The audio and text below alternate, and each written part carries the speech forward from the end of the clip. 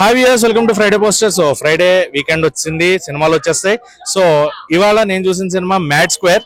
మామూలుగా లేదు, నిజంగానే మ్యాడ్ స్క్వేర్. చూసే వాళ్ళకి ఫుల్ ఎంటర్టైన్మెంట్ అనమాట. థియేటర్లో ఆడియన్స్ ఫుల్ గా ఎంజాయ్ చేయొచ్చు, నవ్వుకోవచ్చు. So weekend, long weekend, festival season ఉంది.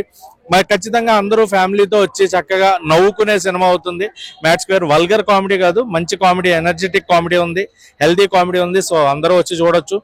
పార్ట్ 1 కి కంటిన్యూషన్ ఉంటుంది. ఇది పార్ట్ 1 లో వాళ్ళు ఎక్కడ దాకా అయితే ఆపారో, లవ్ స్టోరీస్ హీరోయిన్స్ పార్ట్, మిగతా కంటిన్యూషన్ పార్ట్ అనమాట. లడ్డు పెళ్లికి వెళ్తారు, లడ్డు గారి పెళ్లికి.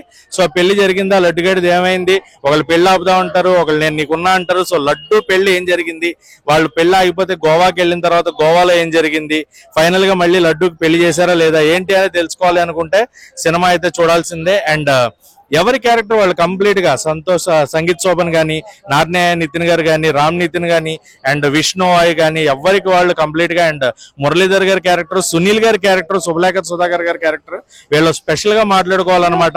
మామూలుగా ఉండదు వీళ్ళ క్యారెక్టర్లు. అలాగే మనకి పార్ట్ 1 లోనే యాంటోనీ క్యారెక్టర్ కూడా ఒక ట్విస్ట్ తోటి వస్తుంది క్లైమాక్స్ లో.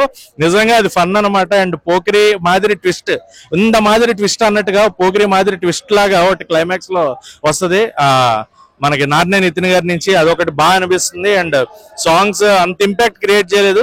First half through out fun ఉంటుంది, సెకండ్ హాఫ్ కొంచెం డల్ అనిపిస్తుంది కంపారిటివ్లీ. సెకండ్ హాఫ్ కొంచెం మనకి డల్ ఉంటుంది, బట్ ఫస్ట్ హాఫ్ వీళ్ళు ఎంజాయ్ అనమాట. సో థియేటర్ లో అయితే కామెడీ రైడ్, ఎంటర్టైన్మెంట్ రైడ్ కావాలి అనుకుంటే మ్యాడ్ స్క్వేర్ అయితే థియేటర్స్ లో ఉంది. So please do watch it in theatres. And ఈ సినిమాకి మనం ఇస్తున్న రేటింగ్ అయితే 5 కి 3 రేటింగ్ ఇస్తున్నాం.